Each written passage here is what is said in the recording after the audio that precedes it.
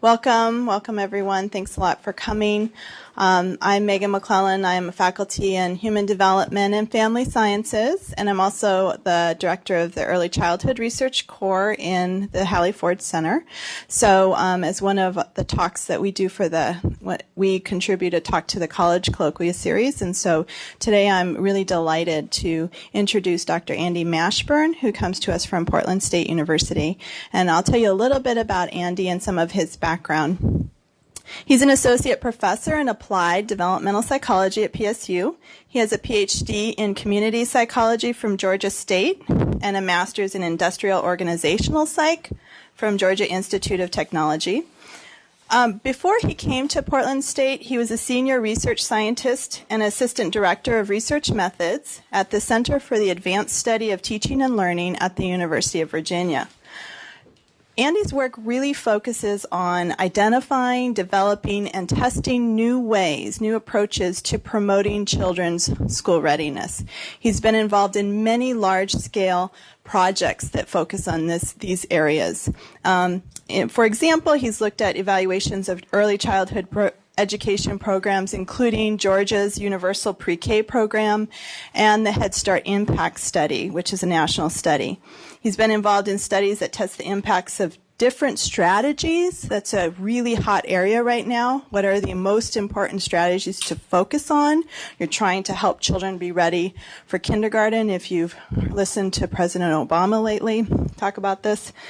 So he has been involved in many different funded projects looking at that, including the MyTeachingPartner Pre-K Teacher Professional Development Program, Reading Again-Pre-K Literacy and Language Program, Minds in the Making Fine Motor Skills Program, and Social Emotional Programs. Today, Andy's talk will describe some of the lessons that he has learned about creating effective strategies to eliminate the achievement gaps at kindergarten entry. Please join me in welcoming Dr. Andy Mashburn. Oh, I forgot. Sorry. I also have the sign-up sheet I'm going to pass around for all the graduate students that need to sign in for the public health class. Sorry.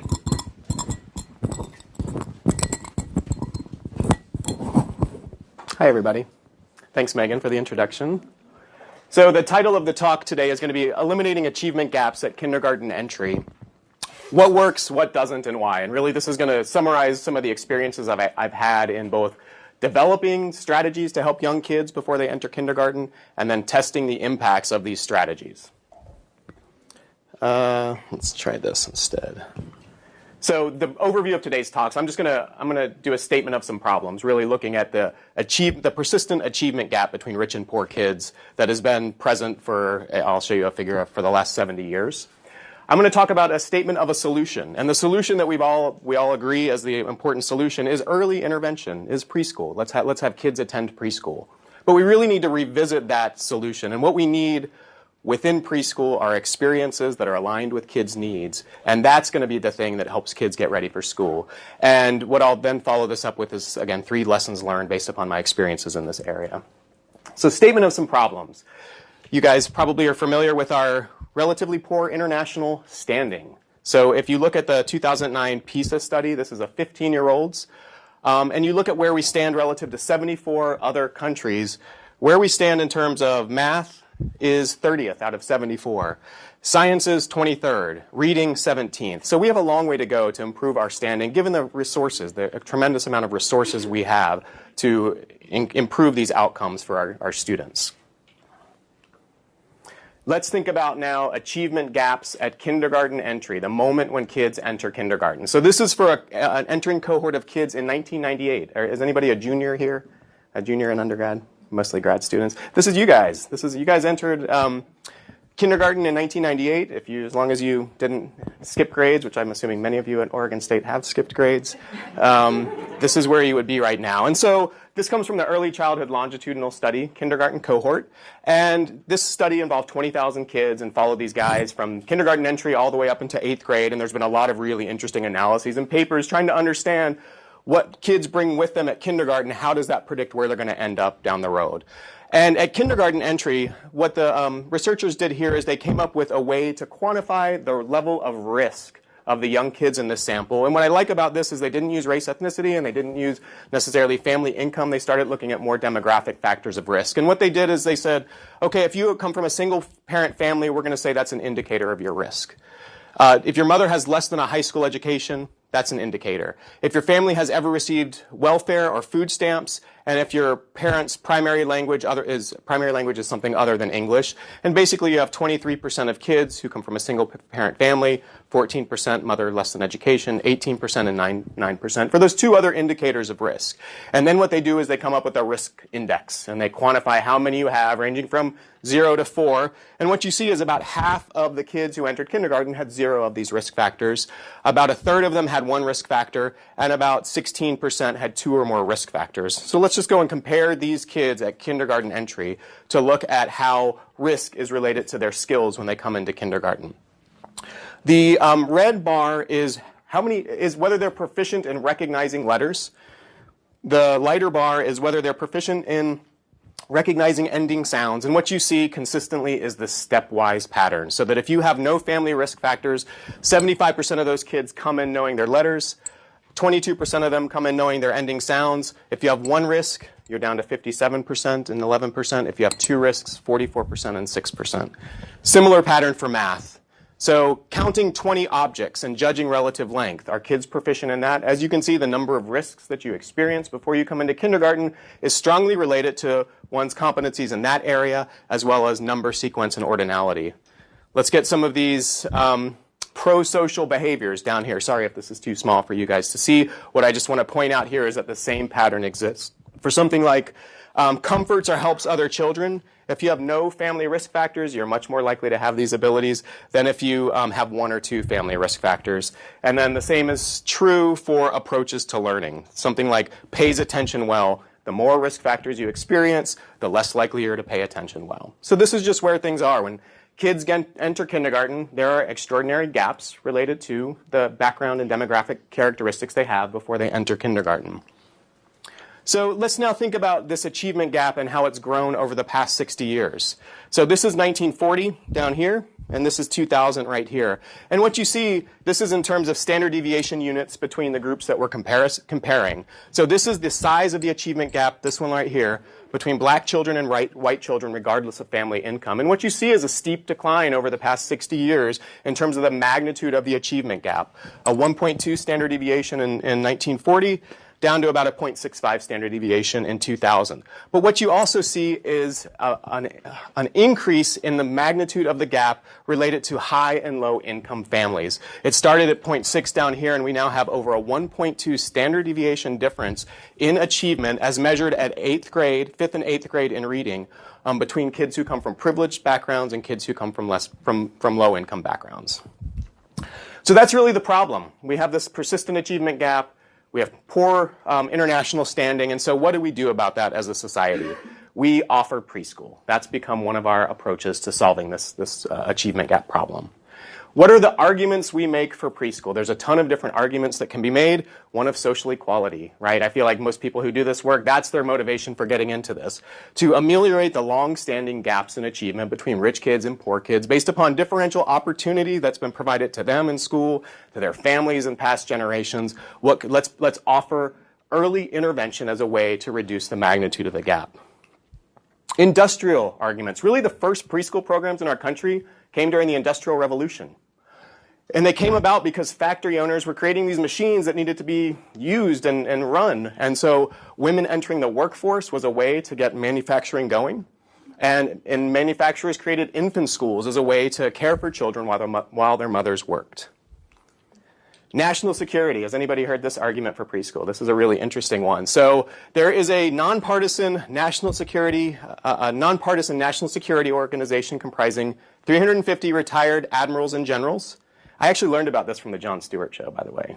And they don't report on this in the research journals. But what they released was a report titled, "A Commitment to Pre-Kindergarten is a Commitment of National Security." National security is the reason why we need early intervention.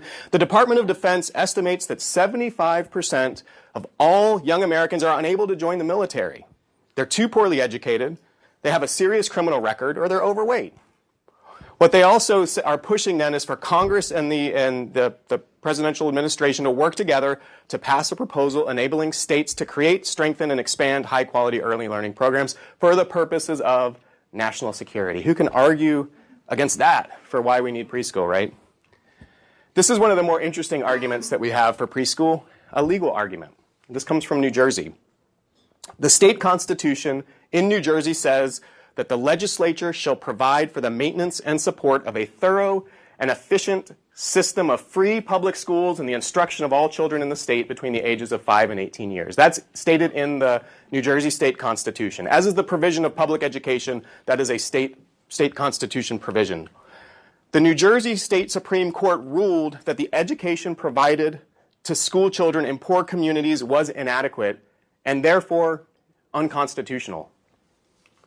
And so, as a way to remedy this, what has happened in New Jersey as the solution to this unconstitutionality of the poor quality experiences young kids are having, what we need now in New Jersey is intensive preschool and full-day kindergarten. This is necessary to reverse the educational disadvantages, and what you have in New Jersey is 31 Abbott districts based upon Supreme Court rulings that say we need to provide free preschool for 3- and 4-year-old kids in New Jersey. I haven't gone into the biggest argument for why we have preschool, and again, this is one that nobody can deny. The economic arguments for preschool. Many of you are probably aware of these 3 major studies that put the importance of preschool on the map. The Perry Preschool Program, the Parent-Child Centers in Chicago, and the Abecedarian Program in North Carolina. These began in the 1960s. These varied in terms of who they served. They went from 3- and 4-year-old kids, both in terms of Perry Preschool, which is in Ypsilanti, Michigan, and 3- to 4-year-olds in Chicago. The Abecedarian Program starts with kids at 6 weeks old and works with them to age 5 in giving them full-day, year-round care. The other programs are half-day during the school year. And this is what the takeaway point that many people have about why we need early childhood education, because of the cost-benefit ratio. How much does it cost to provide this program? And you can see the numbers right here. What are the effects of attending these programs? Greater earnings. These studies started in the 60s. They followed these kids into adulthood. They have studies out now showing differences at age 40 of the folks who went through this program. And what they find, greater earnings, more likely to graduate high school, fewer arrests, less likely to be referred for special education and grade retention, fewer juvenile arrests, more likely to be employed. This is money. These are dollar signs. And what we have, as the economists now have put on the map, is for every $1 you invest in these early childhood education programs, you may see up to $16 returned, $10 returned, $2.50 returned. This is now the working argument for why we need preschool, for the economic savings returned to society based upon investing early in young kids. And what we have now is a reflection of this momentum, increasing preschool attendance over the past 17 years. So 1964, 17% of 4-year-olds attended a formal preschool program. Something happened in 1965, which was the creation of the Federal Head Start program. This was a program to provide comprehensive services to children and families, to promote social well-being outcomes for children and families, provide social services for children and families, but also to help kids enter the public school system ready to learn. In 2010, 2011, this is where we sit right now. So the orange right here is no preschool. This is for 4-year-olds. This is for 3-year-olds. If you look at kids who had any type of preschool, whether a state-funded pre-K program, whether a Head Start program, another public program, a private program that parents would pay for, what we have now in 2010, 2011 is about 3/4 of 4-year-olds having some form of formal prior educational experiences before they enter kindergarten. About less than half at 3-year-olds have attended some form of formal care. So as you can see, the industry of preschool is growing, increasing by up to 400% from 1964 to where we are today. Today we invest what may be a relatively large amount of money in some people's mind, maybe is not enough in other people's mind, $13.6 billion each year, roughly $8.1 billion for the Head Start program, which serves 3- and 4-year-old kids, and $5.5 billion for state programs. Currently 40 states have supplemented the Head Start program with their own state-funded pre-K program, including Oregon, and I'll talk about that in just a second.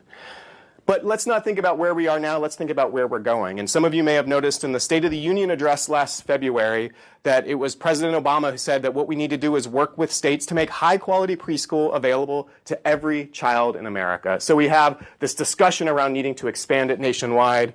The funding of how we're going to do this, I think, still is in question. But anybody who would look at the cost-benefit studies would say that that's a good idea. Briefly, in Oregon, this is a little bit old. This is from 2011. What we have in Oregon is a combined Head Start and pre-K program. And what we have in 2011 is 8% of 4-year-olds in our state attend this program. 5% of 3-year-olds in our state attend this program. Contrast this with a state like Georgia, which is where I started in the preschool research world. They have a universal pre-K program. Any 4-year-old child, regardless of their economic background, can go to a 6.5-hour day free preschool program thanks to a lottery that was created where the money from the lottery doesn't go into some special pot, it doesn't go into a general pot, it goes for pre-K. And what you have in Georgia is 2/3 of 4-year-old kids who are going through this program. They also have Head Start. In Georgia and Oklahoma, you have 80-90% of 4-year-olds having gone through a formal pre-K program the year before they enter kindergarten. Where we rank in terms of access for 4-year-olds in Oregon, we're 30th. Out of 50, out of 30th out of the 40 that actually provide these programs. In terms of access for 3-year-olds, we're 13th, in 13th place. What we do, though, have is a lot of spending per child. And as you can, the reason for this is because the Head Start program itself provides more comprehensive services than typical state-funded pre-K programs. So what you're investing is not just academic, instructional, social time during the day. It's also additional resources for families to support them. Okay, but we've now entered this space where we have a bit of a paradox. We know this. Early childhood education works, right? We just showed the many reasons for it, the economic arguments for it, the national security reasons for it. So we have invested in early childhood education to the tune of $13 billion a year, right? But our international standing has not improved over the course of this time. Our achievement gaps have not been reduced over the course of this time. So the conclusion that I have at this point is that access to preschool, opening the doors to preschool centers alone is not sufficient. That will not be the solution to our achievement gap problems. So let's revise the statement of a solution, which is based on, as Megan said earlier, strategies. We've got the doors open. We've got these spaces to work within. What can we do with young kids and teachers in these spaces to magnify the impacts of having gone through preschool programs? Attendance alone is not the answer. It's part of the answer. It's what you do on a day-to-day basis with young kids that's going to lead to these better outcomes. So let's think now a little bit about this current paradigm in education research. I know Megan has benefited from IES funding, Institute of Education Sciences. I've benefited from that. Maybe many of you have as well. And what they're investing in these days is the identification, development, testing, and scale up of strategies, of stuff that's going to work in these spaces. IES funds preschool, early learning. They also fund up through a college, basically the spectrum of education in our country. And this is what they're investing in. They're investing in curricula, instructional approaches, technology, practices, programs, policies. These are the triggers for change now. These are the things that are malleable. These are the things that we can develop, and we can test to see the extent to which they're improving the outcomes of the kids we're focused on. And even more particular, when we think about what IES funds, in the spirit of developing strategies, they fund 5 different types of projects. They fund exploration projects. So let's analyze data to identify from secondary data sets, or maybe you go collect some new data, what are potentially beneficial strategies. You develop and innovate. You go through and you develop. You go through you undergo an iterative process by which in the end you've got this manualized, ready to test intervention program. You then go through the efficacy and replication trial. And I'll talk more about this. The experimental study, the random assignment of teachers and schools and young children to conditions of treatment and control, and you see if this works, if this program actually works. And then effectiveness. You then go after this test, you then see what this is like outside of the highly controlled experimental study. You go and you look in routine practice and authentic delivery settings. Is this achieving the same set of outcomes that we saw in the efficacy trial? And then there's the measurement piece, developing and then validating new measures. That's what we're chasing after as researchers in education. We're trying to get funds, we're trying to get grants that do one of these 5 types of strategies. Ideally, what you could do is you could explore, that leads you to develop, that leads you to efficacy, that leads you to effectiveness, and after 20 years of that cycle, you may or may not have created something that's useful to help kids. So let me now summarize a few of the strategies that I've been a part of since I've been doing this work. So an efficacy study of MyTeachingPartner, a teacher professional development program for preschool teachers. I can talk more about these after we're done, maybe during the graduate student conversation. Efficacy of Read It Again. This is a preschool literacy supplemental program. Efficacy of Minds in Motion. This is a fine motor skills curriculum. I'll talk a lot more about that one. Efficacy of a social emotional learning after school program. Efficacy of mindfulness training for early childhood educators and children. And then a evaluation study of the processes and outcomes of a county-wide early kindergarten transition program in Multnomah County. That's where Portland is located. So this is the business that most education researchers now are in, is developing and testing the efficacy, the impacts of various strategies. So based upon my experiences in doing this work, I want to impart 3 lessons that I hope you guys take with you. One is strategies that are developed only in the minds of researchers are not going to work. And I'll give you a really good example of that. Number 2, when you hear something works, don't necessarily believe it. When you hear something doesn't work, don't necessarily believe it. Think critically about what these studies are actually telling you. And then finally, ultimately, if achievement gaps is what we want, if social justice is what we want, if national security is what we want, shouldn't the thing that we care most about is whether this strategy works outside of the efficacy trial, whether it's going to actually work when it's implemented in routine practice in authentic delivery settings? So let's go through each of these 3 lessons learned in turn. Strategies that are developed only in the minds of researchers will not be effective. I have a somewhat embarrassing story, but one that I'm willing to describe to you today. This is the story of Minds in Motion. And this is based upon what some research that a colleague of mine at the University of Virginia and I were sort of working with and thinking with at the time when we had an opportunity to write a grant. So what we learned is that children, based on the ECLS case study that I described to you, kindergarten entry, what do kids have when they enter kindergarten, how do they end up in 8th grade in terms of their math, what we found is that one of the strongest predictors of kids' 8th grade math scores was their fine motor skills. Fine motor skills, right? We'll talk about what that means, because we didn't even think about what that meant. We just knew there was this variable called fine motor skills, and man, you get a lot of stars next to it, a lot of asterisks. It's strongly predictive of this later thing. This is something we need to learn about. We need to do something about that. We also learned in that same data set that if you compare kids based upon their risk factors at the beginning of kindergarten on this fine motor skill thing, extraordinarily large gaps in kids' fine motor skills when they enter kindergarten related to economic backgrounds of these kids.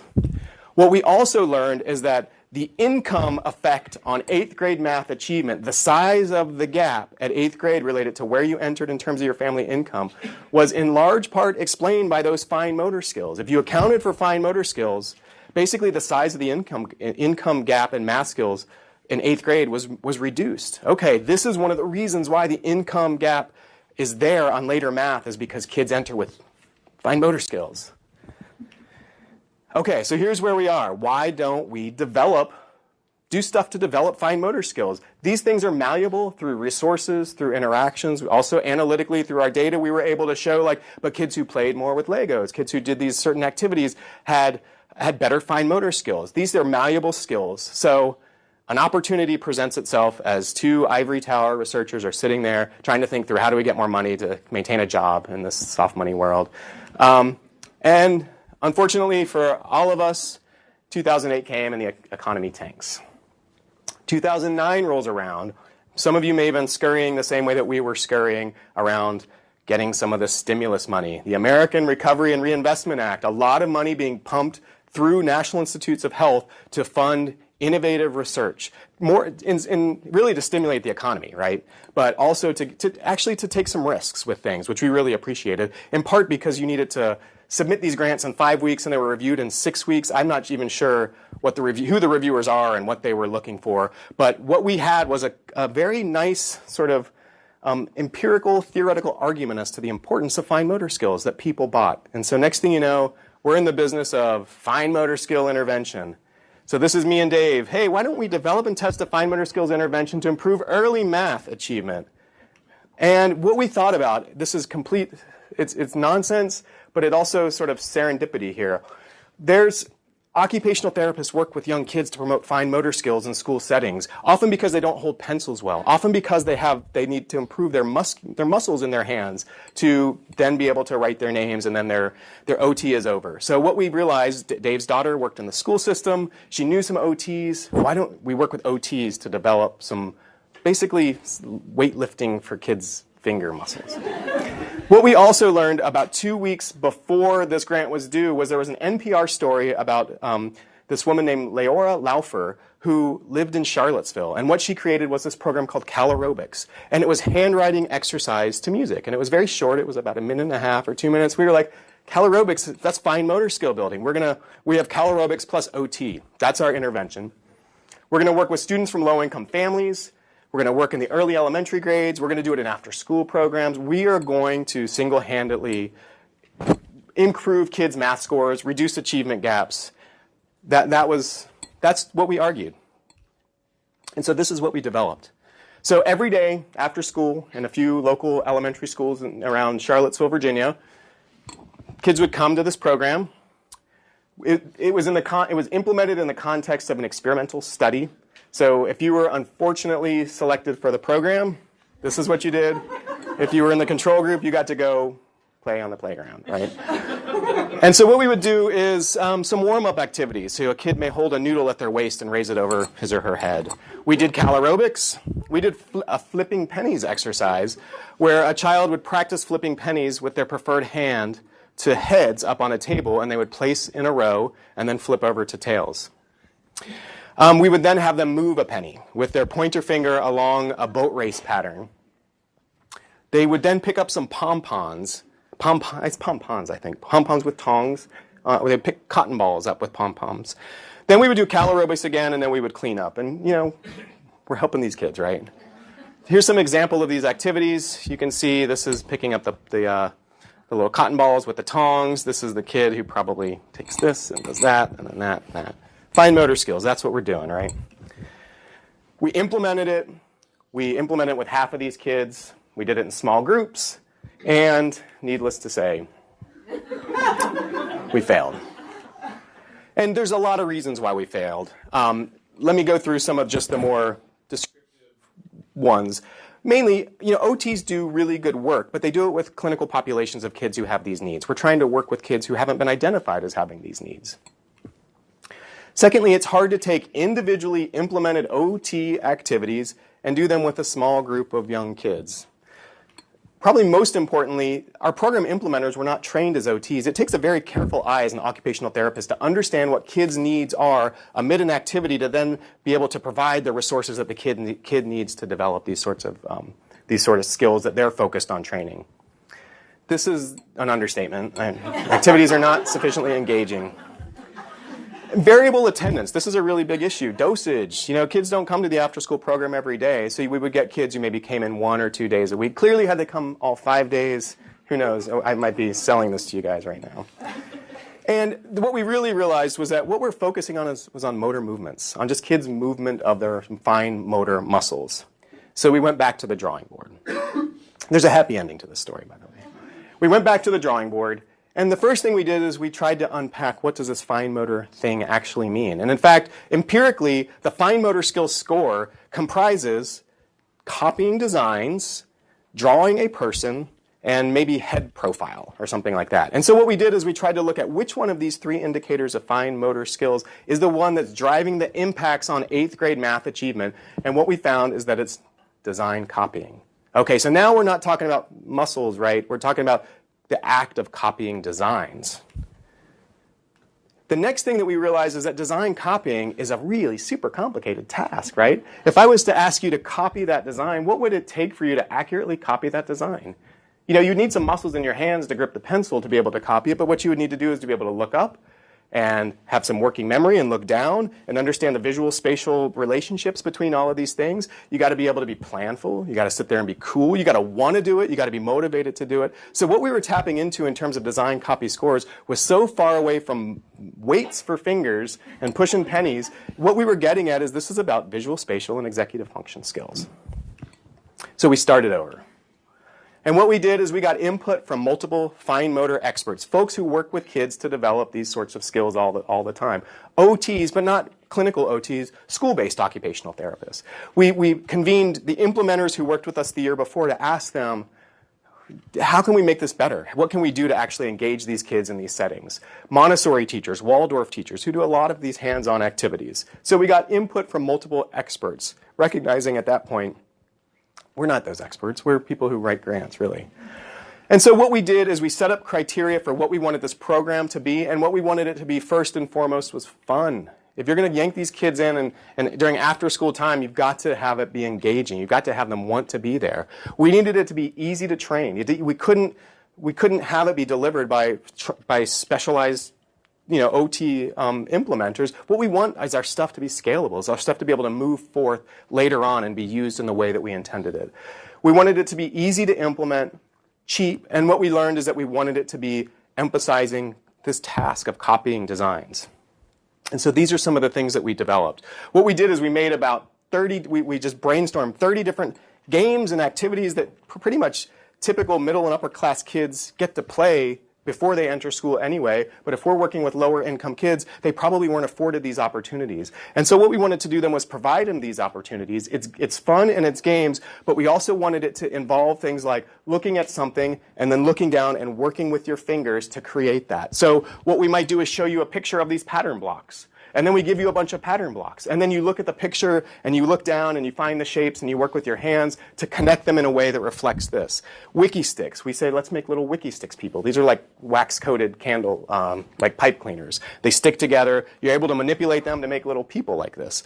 Legos. We'll give them pictures of little, let's say, ducks right there to make. And then they work with Legos to be able to replicate these things. So what we wanted to do, again, was outside of this thing called fine motor and more into design copying and more into the mechanism of you looking at something and you looking down and you creating it. I won't go much into this at all, but we then did an experimental study where we randomized kids to this program. It was a high dosage program. Kids came reliably to the program. And what we found is that we had significant differences in terms of kids' visual spatial skills and executive function skills to the magnitude of 0.5, 0.7 standard deviation differences at the end of 1 year of implementing this program on these important outcomes of EF and visual spatial skills when we contrasted the treatment and the control group. I don't want this to be about the efficacy trial because what I'm about to do is talk about the major limitations in doing efficacy trials. So don't believe everything works. And in this case, I'm telling you this works, but I also want to give a counterpoint to that. So the second lesson learned, be critical when you hear that a strategy works and be critical when you hear that a strategy doesn't work. Let's get into this framework of testing what works. I'm imagining you guys are familiar with the experimental method, the randomized control trial, the random assignment to conditions to understand impacts of a program. Let me just back up and just sort of we're on the same playing field here. RCT is randomized controlled trial. Often it's randomized clinical trial. And here's the logic of the randomized control trial to determine if a strategy works. What you do is you get a bunch of people who are going to participate in this program or who are willing to participate in the research, and then you conduct random assignment. And what that means is random assignment, it means that each individual unit that you're working with, in the case of education research, it's often the classroom or the school, but each unit has an equal probability of being of getting access to the strategy compared to not getting access to the strategy. And what happens after that is this belief that after random assignment, there should be no differences on average between these two groups on anything that's measurable, but also on anything that's unmeasurable. If everybody had the equal probability of being in either condition, what you should walk away the moment random assignment has happened is no difference on average between these two groups.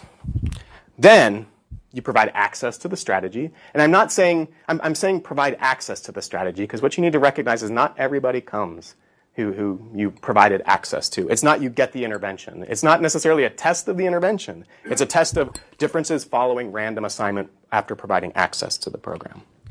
And then what you believe is that any differences after the fact, after you've done random assignment, after the strategy has been made accessible, any differences between these two groups is now caused by the strategy. Causal inference. You're confident that it's not something else. You started with equal groups on known and unknown characteristics. Any differences now is caused by the intervention. That's the gold standard now for making causal claims in terms of whether an intervention works.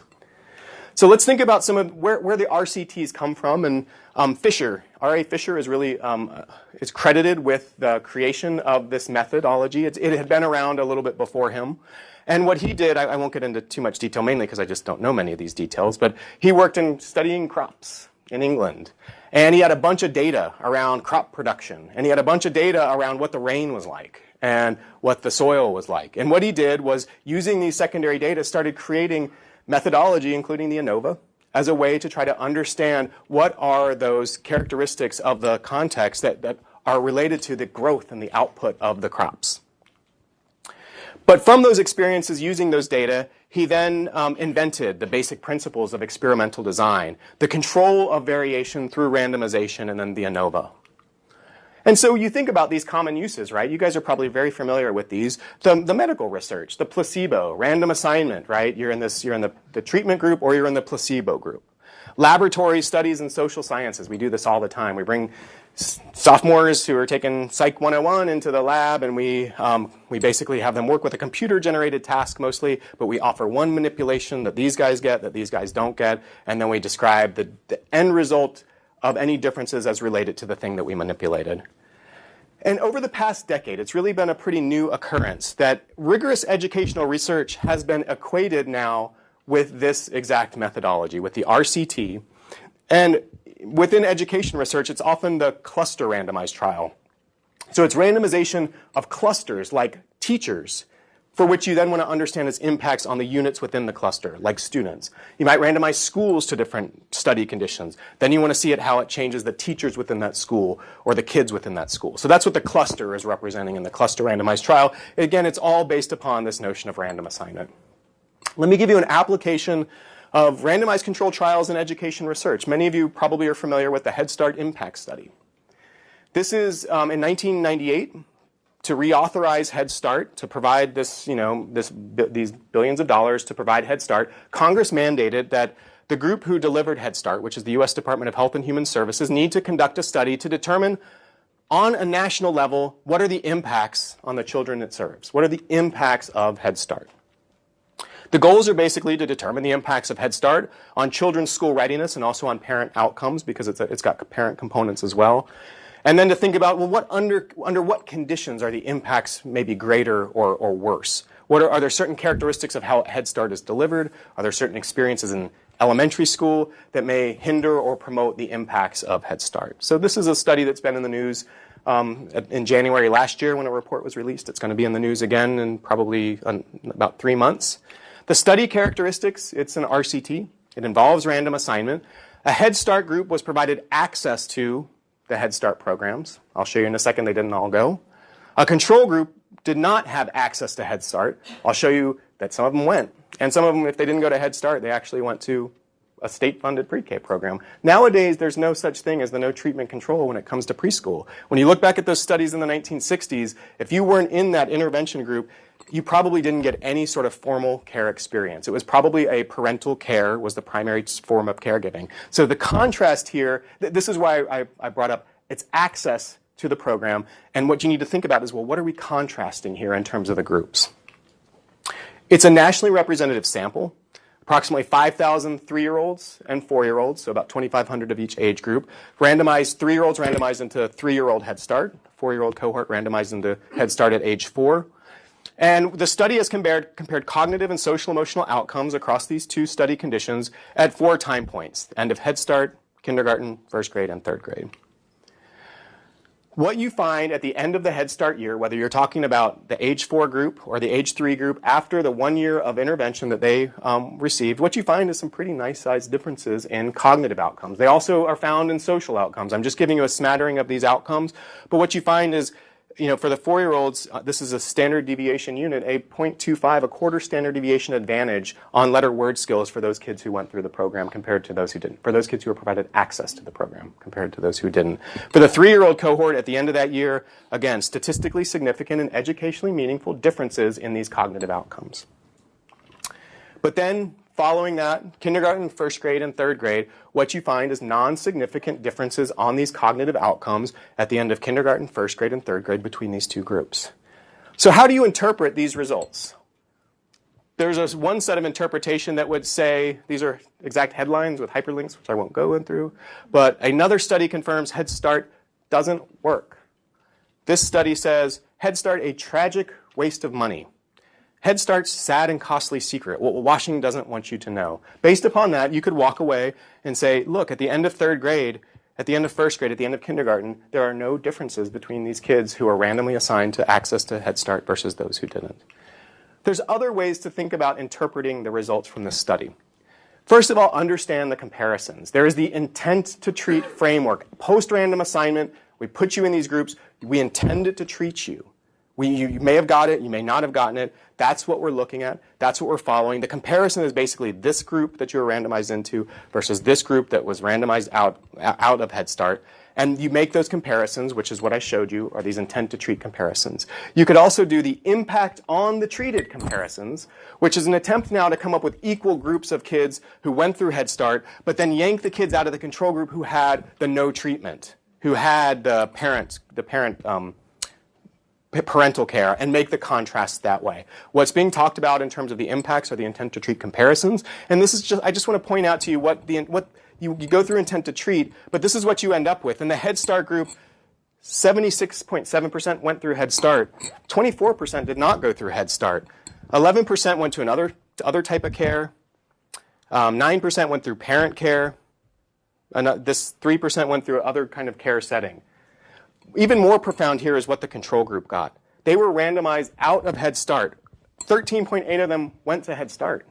Some of them went to the same, as I've learned, some of them went to the same Head Start center they were randomized out of because of a compassionate director who's like, I need to get this kid early intervention, and this is their only choice.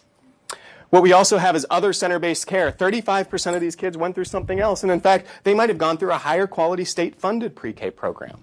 The point here I want to make here is think about when somebody says it works or it doesn't work, what you're actually contrasting in the context of an RCT. Another thing that we just have to recognize here is that impacts fade out. You can work with kids for 9 months, and you can give them a good dose of instructional and emotional activities that can have impacts, as we saw here. But then what happens after that? They move into kindergarten. Probably a lot of their experiences at the end of kindergarten have everything to do with what they got in kindergarten and less to do with what they experienced in Head Start. So we have to recognize that what we need if we're going to have effective solutions is ongoing supports provided to young kids across the spectrum. You know, again, I just mentioned this, but what kids got in elementary school may not be consistent with what they got in Head Start. And so in some ways, things may be working against them if they get into kindergarten and all of a sudden school is way different than their prior experiences. And another way to think about this is this study was thought about in 1998. It was first initiated, I think, in 2003. This was before people started talking about self-regulation as an important outcome, executive functions as an important outcome. These are sort of the social, the non-cognitive skills the economists would call, which are the things that then have the economic benefits to society, but these were not really measured in the way we would think they should be measured in today's terms. So we may have missed some outcomes that were impacted by Head Start. This is a bit metaphorical, but I just want to sort of look, I want to question and challenge the use of RCTs in education research, and I recognize I'm vulnerable in doing that because I've benefited from that. I used to be the research director, the assistant research methodologist who made a living designing these experimental studies of education interventions, but there's some real challenges to it. You can use it to study crop yields. You can determine if a medicine works. You can test an interesting phenomenon in a laboratory. We're using the same spirit of the methodology to look whether a strategy works on schools, teachers, and children. And let's just think about some of these differences. Human development is affected by more doesn't say what I want it to. Crops are a little bit more simple than humans, aren't we? We live in these dynamic social systems, and schools and classrooms are really complicated social systems comprising yourself and your peers and your teacher and your school climate. And to be able to use this methodology where it's very simple what you're comparing, because it's basically the amount of water, let's say, that's fed to the plant. It's very different when we think about the development of humans than the development of crops. Next, this is a really important part of the challenge with doing educational research, which is this notion of fidelity of implementation. A program is designed to be implemented this way. And whether it's carried out that way is a question. There's a model for how it should be delivered. Is what you're doing adhering to the model? Is it of high quality? Are the individuals participating responsive? Are they coming? What's the dose like for this? That's a very different thing than a medical study where the dose is controlled through the amount of whatever medicine they're putting into the pill, right? So think about the dose and the fidelity as being a challenge in this sort of research. And then finally, we're using this method for laboratory contexts. And in the laboratory, basically the point of going to the laboratory is to just remove the context, to only manipulate this one tiny detail. But you can imagine that in a school and a classroom, the context is complicated and it has everything to do with one's outcomes. Again, I probably shouldn't say this if I'm ever going to get another grant funded doing this work. So let me just conclude about education research. RCTs are the gold standard for conclusively determining if a specific strategy works, but I want to also say that it's under the conditions in which it was tested. They're not designed to determine with confidence how, for whom, or under what conditions the practice does or doesn't work. You write in your grants your primary analysis. You're going to compare on average differences between the groups after random assignment has happened. Your secondary analyses are, we're going to test did it work for different kids? Did it work for different settings? We're going to ask the questions of mediational. Is the impacts that were achieved on an academic outcome improved through its impacts on relationships? So those are secondary. These studies are not determined in statistical terms. They're not designed to have statistical power to answer those questions. It would take a lot more money to do a study that has statistical power to answer questions about moderation and mediation. RCTs are highly controlled. This is a really important thing to think about. You have schools, teachers, and students who have volunteered to participate. You have participants who are paid to participate. You have implementation that's being monitored by the researchers. What you want to see is the impacts under these idealized conditions where everybody's into it, everybody's doing it exactly the way you want them to do it. That's not reality, right? RCTs are conducted with a select group of schools, teachers, and students. And what you find across the wide base of literature using RCTs to study impacts of educational interventions is they fail to replicate results from one RCT to the next. The results are very dependent upon who you're working with in these studies. And so this is a real problem here. Results from RCTs do not necessarily address the specific question faced by the education decision makers. We can say something works because 2 RCTs have shown that it works consistently. Does that mean that this strategy will work in my state, in my district, in my school, or in my classroom? These are the questions that the people who are actually interacting with our young kids in preschool and education settings are asking. And our RCTs aren't necessarily informing the answer to that question in a way that's going to be helpful for kids' outcomes. I'm going to skip through this because I want to leave as much time as I can for questions. What we should care most about, this is lesson 3, what we should care most about is whether a strategy works when it is implemented under routine practice in authentic delivery settings, outside of the RCT.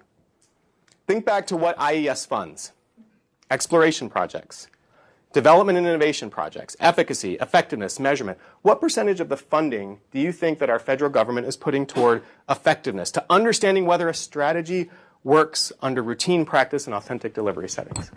Anybody? Well, 2%. We're spending a lot of time developing stuff. We're spending some time testing whether it works. We're spending some time replicating those tests. We're spending time doing measurement work. We're not doing this. We're not doing this. This is the question that matters the most, right?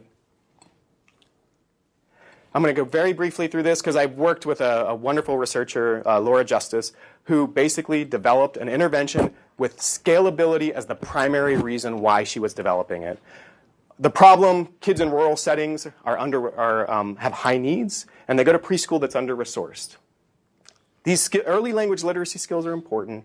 And if you were to, as a preschool center or classroom, to say, I want to improve my literacy teaching and my literacy and language outcomes for young kids, it would cost you. It would cost you a bunch of money. These programs do not come cheap. And it would be intensive. You'd do professional development. You'd be working with coaches. There's all sorts of models for this. They're not cheap, and they take a lot of time.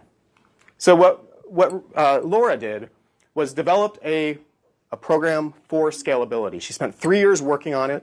She worked with collaborators in West Virginia, including the teachers, the directors, the policymakers, and researchers, to create an evidence-based program. And the clear goals of this Read It Again program from the beginning were to make it cheap, available for almost no cost, few materials, easy to implement, and appropriate in any number of settings. This is what she toiled with for a long time to create something that was built to be used after the test of the efficacy.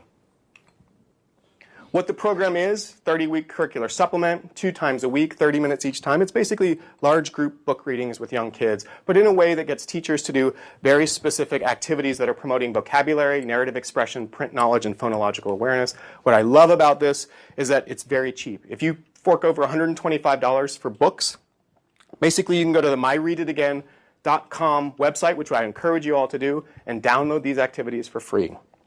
If you want some support in how to implement these activities, you can watch these free self-study modules. This was designed for rural classrooms that are under-resourced, that need supports. And look, for $125 and some internet connectivity, which that's not trivial, I should say, in working with a study of this, you can actually have some support to do this. I won't go into too much details, but basically what we found in an efficacy trial, I know I just bashed efficacy trials, but teachers use the heck out of this stuff. It had a positive impact on children's print knowledge skills, and in particular in those classrooms that were characterized by poor print knowledge instructional supports in these classrooms. So here's my conclusions, and then we can have some discussion. So access to preschool alone is not sufficient to improve school readiness. I think we've seen this. What we really need to do is to invest our time and energy to identify, develop, test, and disseminate effective strategies in order to amplify the impacts of attending. Strategies are more likely to be effective that we develop when they are developed bottom up, when it's not ivory tower researchers trying to come up with the solutions to problems that they don't even fully understand. It comes best from those people who work on the ground, who understand the specific needs of the kids in their communities and can think through ways to support them. It's developed through trial and error, as I gave you a good example of error and then some improvement. When they're developed to be taken to scale, I feel like the end all of most of our thinking around effective education, the end point we want to get to is the efficacy trial that shows that it works. But that to me I don't care about that. What I care about is whether these things work after the study has been over. And if you show me they don't work, that doesn't necessarily mean they're not going to work. If they show me it does work, it doesn't necessarily mean it's going to work. And what we need, and this goes back to the Head Start Impact Study, ongoing supports.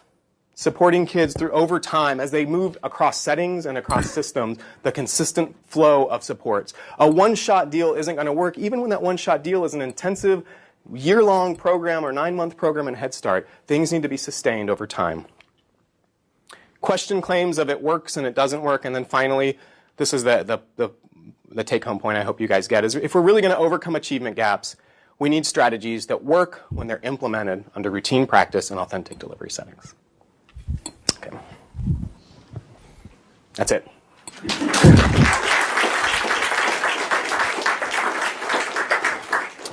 Yeah, we have a few minutes for questions if people have some. What a great, even if you're not in this area at all, what a fantastic lesson in experimental design and just what the life of a researcher is really like. So, some questions.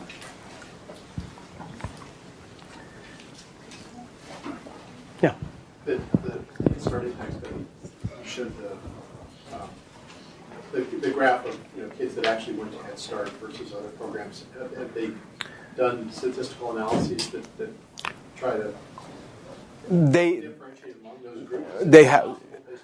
It's a real challenge to do it, as you can imagine. See, the point of random assignment is at that moment when random assignment happens, you believe that things are measurable and unmeasurable. There's no difference across these groups. But then if you just start trying to study a subset of those kids, there's something different about those kids that make it so they're not necessarily equatable to the group that you're contrasting them with. So the answer is yes, and that's in large part due to that these data are now publicly accessible. You can get a private data set with Head Start Impact Study and start slicing these data in different ways. And I heard I think it was SRCD last spring, a child development conference, where people are actually now trying to statistically come up with the parental care kids compared to the Head Start kids to now make estimates that are more akin to treatment versus no treatment. So in the context of the impact study, they do this impact on treated secondary analysis. And there are results basically that show a very similar trend at the end of Head Start, but also something very similar at the end of kindergarten. And I think what that speaks to is that it's fade out. I mean, stuff happens in the intermediate time that causes some kids to catch up. who didn't go through these programs, or who random assign, in this case with the impact on the treated, who didn't go through these programs, what I think an intervention strategy that many people are thinking about is the alignment across these systems, giving kids who came out of Head Start experiences that are consistent with what they had in ways to maintain the positive impacts that they had at the conclusion of Head Start. Oh, so some kids can have better environments after Head Start and some can have worse. Exactly. Yeah, exactly. And an unfortunate thing about I shouldn't say unfortunate. The study was designed as an impact study with, in some ways, moderation questions as being secondary. So the study took great care in understanding kids' proximal day-to-day experiences in Head Start. But if you want to understand what are the contextual factors of a kindergarten experience that may promote or hinder these impacts, you're really basing it on teachers bubbling and how frequently they do activities with kids. Nothing that would be proximal to like the warmth or the instructional support that teachers are providing kids. So there's limitations in answering that question, unfortunately.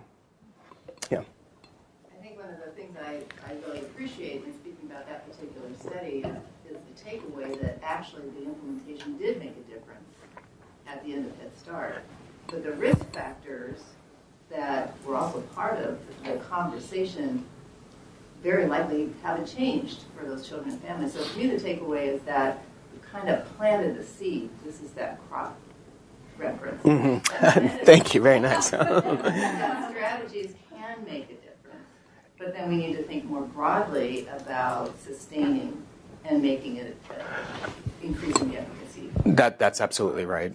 And I think that's, if you think about Head Start and and its impacts, if you look at the end of Head Start, you find strong in the intent to treat framework, strong educationally meaningful differences between those kids who were assigned to Head Start even though they didn't necessarily get it, and those who were assigned to the control group who probably got some good stuff anyway. At the end of the Head Start year, you find standard, effect sizes of 0.2, which that should make us say at that point, things seem to be working. Then there's the question of, okay, what happened next? And the reality is kindergarten happened next. And a lot of stuff that's going to affect a kid's kindergarten scores had everything to do with what they experienced in kindergarten.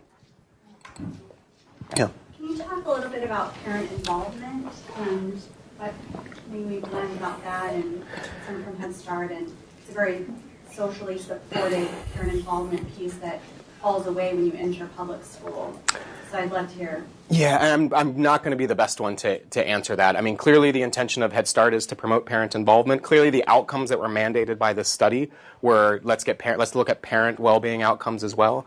But in terms of how they might have been sustained or not over the course of the Head Start study, I don't know that. Well, just your thoughts in general about parent involvement, because that, working with school districts and stuff, that's a big push, getting parents involved in your child's education to close that achievement gap. Yeah, I've done a little empirical work, I should say, not intervention-based work in that area. And I think it's from a study that I worked on, it was the quality of the relationship between the parent and teacher that was the driver of any well-being outcomes for young kids. The involvement itself is a problematic variable, because what it gets at is how many times did you have face-to-face contact often with the parent, and from a teacher's perspective. And what you might get is more, and what you actually do find is more frequent involvement, more frequent face-to-face or telephone contact with a parent means your kid's having a couple issues and the teacher's having to call you. So I think there's a way in which parent involvement probably needs to get unpacked to try to identify those unique features of involvement that matter most. And from a study that I worked on a couple of years ago, what you find is that the quality of the relationship between the parent and teacher is the thing that not only had positive outcomes for kids' social skills at kindergarten entry, but it also had more positive outcomes for kids who had greater economic disadvantages.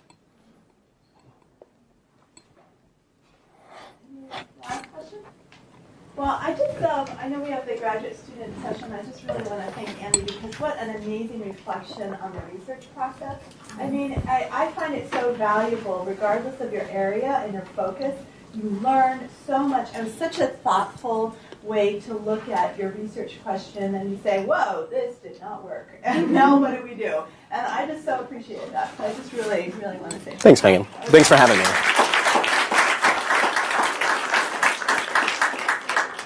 Okay, so graduate students, I guess, stay. Thanks very much.